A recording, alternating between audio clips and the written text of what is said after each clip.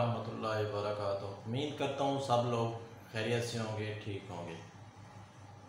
जैसा कि आपको मालूम है, मैट्रिक के एग्ज़ाम हो चुके हैं और मैट्रिक का रिज़ल्ट आने वाला है।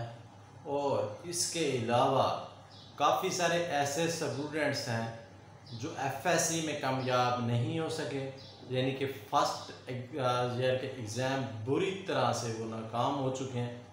और इसके अलावा या उनके पास इतने पैसे नहीं थे जो आगे एफएससी कर सकें। आज की वीडियो का जो टॉपिक है वो है उन लोगों के लिए, उन लोगों से मुशावरत करने के लिए, उन लोगों से आपको बताने के लिए जो स्टूडेंट्स मैट्रिक कर चुके हैं और वो बेरोज़गारी का शिकार में हैं। उनके पास पढ़ने का तो जज्बा है, दिमाग भी है, लेकिन पैसा नहीं है। वो ये लोग तवज्जो से मेरी वीडियो देखें। जैसा कि आपको मालूम है, पैरामेडिकल कोर्सेज़ होते हैं, आपने सुना होगा।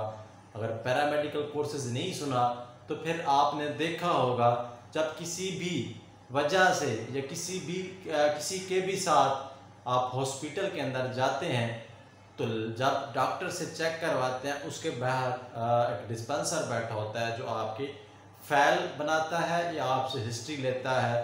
उसके बाद जब डॉक्टर आपका लैब टेस्ट लिखता है तो फिर आप खून टेस्ट करवाने के लिए जाते हैं तो वहाँ खून टेस्ट करने वाले लड़के मौजूद होते हैं। उसके बाद बाज़ औक़ात आपको एक्सरे करवाने का भी डॉक्टर कहता है।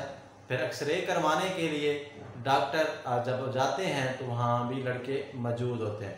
उसके अलावा बदकिस्मती से अगर आपका मरीज़ एडमिट हो जाता है, दाखिल हो जाता है, तो उसके बाद जब आपका मरीज़ को IV लाइन पास करते हैं, मेडिसिन करते हैं, उसमें भी आपको नर्सेज और लड़के मौजूद होते हैं। उसके बाद अगर आपके किसी मुसीबत में फंस चुके हैं तो आपका मरीज़ का ऑपरेशन थिएटर में जाता है ऑपरेशन के लिए, तो वहाँ आपको मालूम होता है कि यहाँ भी लड़के खड़े हैं। तो उस वक्त आप सोचते तो होंगे इन्होंने क्या किया हुआ है। इतनी इज्जत से आप उनके साथ बात करते हैं, उनसे कहते हैं सर जी, डॉक्टर साहब, सर जी, डॉक्टर साहब, अदाब से बात करते हैं। फिर आप सोचते हैं अगर आपके वालिद साहब मौजूद होते हैं तो वो भी सोचते हैं काश मेरा बेटा भी इधर होता, तो उनको भी लोग सर जी, साहब जी कहते या डॉक्टर साहब कहते।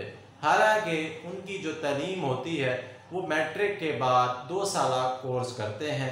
कोर्स करते वक्त साथ साथ प्रैक्टिस भी करते रहते हैं और 2 साल प्रोग्राम मैट्रिक के बाद होता है जो 45% नंबर मांगता है और बायोकेमिस्ट्री फिज़िक्स में 45% नंबर मांगता है। इसका ये फ़ायदा होता है स्टूडेंट्स को, वो जब अपना एडमिशन लेते हैं कि अच्छा अगर उनके नंबर हैं तो फिर सरकारी इदारों में आपके दाखिले हो जाते हैं। अगर अच्छे नंबर नहीं आए तो फिर किसी प्राइवेट इंस्टीट्यूट में आपका दाखिला हो जाता है। उस दाखिले में स्टार्ट में तो आप पैसे पे करते हैं, अगर साथ किसी भी मदद से या कॉलेज वालों की मदद से आप किसी हॉस्पिटल में जाते हैं तो हॉस्पिटल वाले आपको काम करने को कहते हैं। जब आप काम करने लग जाते हैं, आपके अंदर जज्बा होता है, आप मेहनत से काम सीख भी लेते हैं। फिर कॉलेज हॉस्पिटल वाले क्या करते हैं, वो आपको चंद रुपये वजीफ़ा के तौर पर शुरू कर देते हैं। वो आहिस्ता आहिस्ता वजीफ़ा पे की शक्ल में, तनख्वाह की शक्ल में चला जाता है। फिर आप तनख्वाह की शक्ल में जब जाता है तो फिर आप कॉलेज की फ़ीस, अपने पर्सनल एक्सपेंस और घर के अखराजात भी उठाने लग जाते हैं। जैसा कि डिग्री कंप्लीट होती है तो डिग्री कंप्लीट होने के बाद आप लोग जॉब प्राइवेट हासिल कर लेते हैं। फिर जब भी आपका किसी का मरीज़ आता है आपको भी साहब जी, डॉक्टर जी, सर जी कहा जाता है। तो ये थी चंद एक स्टोरी, चंद एक अंदाज में, न्यू अंदाज में जिन स्टूडेंट्स ने मैट्रिक की हुई है वो जाके अभी से paramedical dispenser, lab, x-ray, OTT dispenser में दाखिला लेकर अच्छे भले पैसे कमाएं। फ़िलहाल के लिए इतना ही। अल्लाह के बाद।